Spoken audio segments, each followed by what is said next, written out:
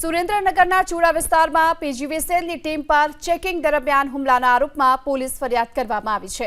Circle drive અંતર્ગત પીજીવીસીએલની 5 ટીમો તપાસ કરી રહી છે અને આ ચેકિંગ દરમિયાન એક ઘરમાંથી વીજ મીટરની પેટી અને સીલ તૂટેલું અને મીટર ડાયરેક્ટ કરી અને વીજ ચોરી થઈ હોવાનું સામે આવ્યું હતું। આ મામલે જુનિયર એન્જિનિયર ગલાલભાઈ પર હુમલો કરતા તેમને સારવાર માટે ચૂડા આરોગ્ય કેન્દ્રએ લઈ જવાયા।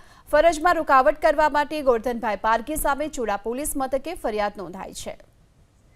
સુરેન્દ્રનગરના ચૂડા વિસ્તારમાં પીજીવીસીએલની ટીમ પર ચેકિંગ દરમિયાન હુમલાના આરોપમાં પોલીસ ફરિયાદ કરવામાં આવી છે।